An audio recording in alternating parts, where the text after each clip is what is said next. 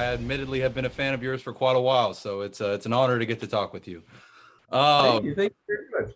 Yeah, absolutely. And I got to say, Unhuman was an absolute blast. It came out of nowhere. I admit I did not know about it in development, and I love that it was almost like a Red Dawn meets this zombies type vibe. But I'm curious, how did the development of this sort of come about, the concept and all that? It was a bit of a bobsled run in the sense that we were deployed to New Orleans with there was kind of a story and there was a gist of a screenplay, but we were given enough autonomy to shape it once all the resources showed up. So it wasn't like having to depict necessarily a world or to the letter of a concept. And in that, all right, what could the theme be now? What could we do with these characters? What if we added one hell of a twist at a certain juncture? What if that's what I loved about it, was it was that amount of freedom. And it really reminded us of when we were working on Feast, and day to day we'd find out if we were always trying to get a little more budget for that movie, to add a little more, almost like building as we went.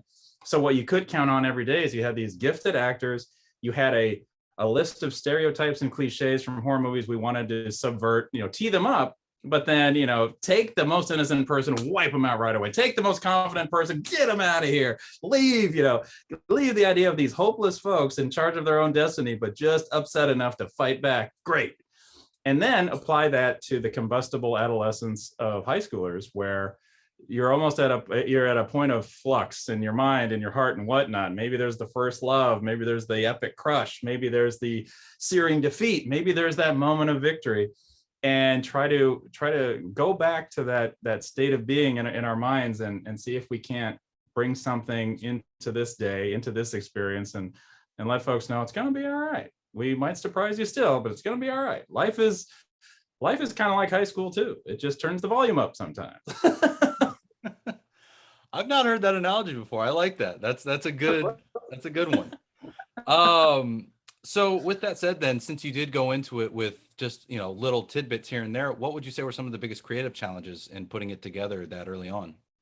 Well, the creative challenge, actually, you know what? I would say creatively there weren't a lot of challenges, in the sense that the entire challenge was executing under certain circumstances. Meaning, we had if you're shooting during lightning season in New Orleans, you have to stop for a minimum 30 some minutes every time there's a strike.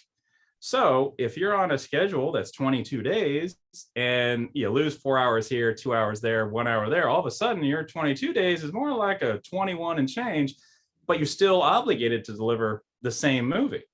So I would say the brilliance of this production, and that's Paul Udo and Paige Pembleton, is we could not be stopped. Meaning, if there was always a really succinct plan B to keep creating, keep going. And in some cases, it was very helpful to be, one of the writers as well. So as a director, I know what I want to do with what this writer, who sometimes is also me, is trying to do. But it's great where I only have to have the meeting in my head when something isn't there. Meaning there's a rumble from this guy, you got to hide inside. Do we have battery power? Okay, here's a new way to do it. And it was great. So we were all huddled in the same place with the same goal of punching above our weight and kind of giving a hug to the vulnerabilities of high school, while acknowledging how absolutely terrifying it is. Yeah, I don't miss high school nearly 10 years later. No, I just stopped having, well, now I'll probably have it again, but I just stopped having that nightmare where it's the last day, there's the test. I didn't study for this. What's this test? And then like, and then someone turns around and is like, you are really old to be here. Like, not my call. I don't think those dreams will ever go away. They'll just come back sporadically. Oh. You just graduate to public speaking, and then where's the clothes? And then yeah, that whole trend of nightmares. Yeah. So since you do mention the writing for this movie, though, I mean, you and Patrick have, of course, worked together forever now. But I remember reading early on that Paul Soder was at one point attached to write this. So I'm curious how involved he was in the film before Patrick came on, or if he was involved the entire time.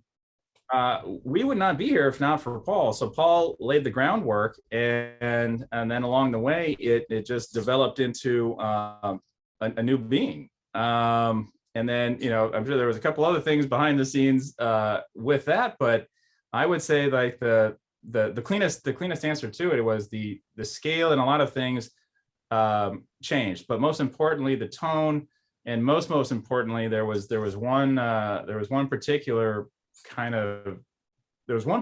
scene that involved yeah, I probably shouldn't go into that, but there was just like, no, we're going to try to achieve the same impact but tell it in a different way, tell it with a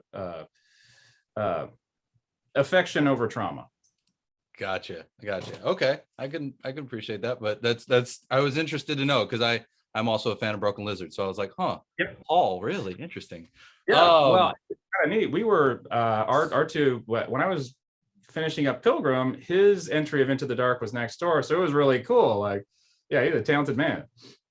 He is indeed. So since you do mention the New Orleans setting, I'm curious what it was like location scouting for this one, because it's such a unique, isolated setting of that rundown kind of apartment complex. What was it like trying to find that right location? Well, guess what did all the production design for us on a grand scale, on a budget busting scale, was actually the pandemic. That place has been used in maybe some music video shoots, or even some other movies, but over the pandemic it became entirely overgrown.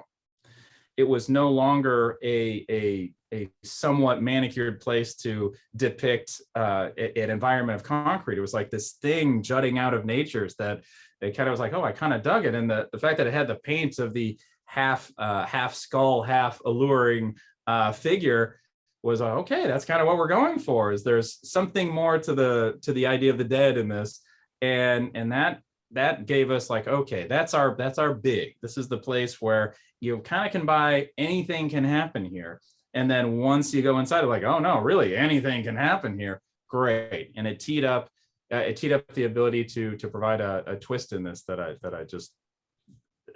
was just really grateful to be a part of. I do love that twist. I for the sake of spoilers, I'm gonna not go into it too much, but there you go. I gotta keep it surprise for people.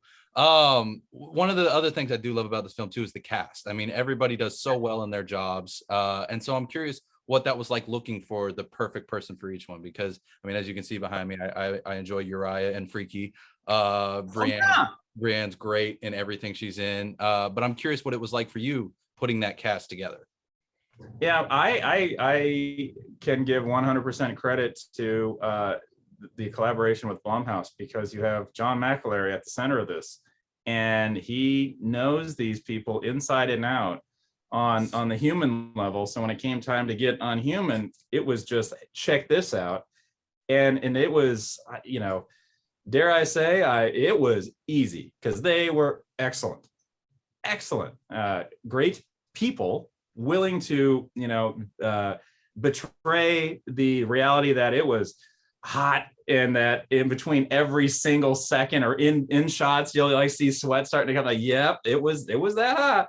But man, they were committed to this narrative and going forward, and plus we it was a bit of a high wire act, in that the pacing of which we would gather some of these scenes was really, really quick. But I thought, okay, this cast is so good, we're going to keep everybody's energy, almost like try to capture it as if that lightning could strike at any second. Well, let's go and let's use the environmental tension of Mother Nature being like, you're done, to be like, okay, well, in the reality of this story, they're on the razor's edge as is. All right, let's see what we can do. And then just began with also an amazing crew that was so well versed and had a secondhand way of communicating. And I had a great relationship and friendship with Lynn Moncrief, the DP. We could fly. And in certain situations, if need be, if like that clock was out, I grabbed my iPhone and got a shot. That's awesome. That's great. That's exactly what you want, right? So with the zombies themselves, how closely did you work with the makeup and effects team to really create their unique look? Because it's something that we've seen variations of before, but I feel like it still has a unique feeling to them compared to other genre efforts. Oh, really? Whoa! uh, well, thank you. No, that was due to an absolutely gifted makeup department, makeup heads, like folks that really once again like just swung for the fences beautifully and did a marvelous job doing so. So and it was also triply hard for that craft because once again of the environment, the heat and whatnot. So you can have an elaborate setup, but once that starts to compromise, well, in the cases of like Tony, the wonderful actor who plays our bus driver, he and it's not giving anything away, you can see in the trailer something really upsets the guy. The performance and the heat and the sweat and the makeup, all of a sudden you're like, whoa, we were able to do something different with the idea of the zombie being not lumbering, not necessarily 28 days later in the sense of speed, but they've got personality in a way. There's something unsettled. There's some rage in there. They're cunning. And they want, there's like, wow, I anger, they're mean, they're what is this? And like they're outsmarting us. What's going on? Okay, that's fun. Yeah, it's a wild design for sure, and I think even genre fans are going to be surprised by what you got with that one. For my final question, I did want to look away from the film because as I mentioned, I'm a fan of yours, and it's been I think a year since we last heard anything about the Collected. And so I'm curious if there have been any updates in that time since about possibly getting it back on track. I wouldn't waste anyone's hopes, especially my own. And we've got hope. I mean, I would say right now here's what's great. There are folks working on getting that back, and it's just taken a long time, and it's been slow. And I think there's a lot of things to untangle, but you know what? We've got nothing. We're going to use our time to hope that it all works out because we got a chance. Well, I'm going to keep my fingers crossed for you guys because I think what I've seen, those photos that were released, they look pretty awesome, and I've been a fan of it. Yeah. So it was really kind of neat, and it was that. But the coolest thing is like you don't know all the time if when you get out there if this lofty goal will work. So it's like there's no reason to do another one unless it can be the best one. And then man, we get this tease back after going. It's like, holy cow, it's like we never stopped talking and thinking in this universe. And it's like, okay, there's something here that I would fall on the sword for every day. And I love that. That felt right. So hey, that also keeps my my hopes way high and I'm dreaming for it. I want to do that. I think that would be great. Well, I think you'll get the chance to do it. I think there's plenty of fan following out there to make it happen. And I think people are going to love Unhuman. So thank you so much, Marcus, for taking the time to chat. I greatly appreciate it. Absolutely.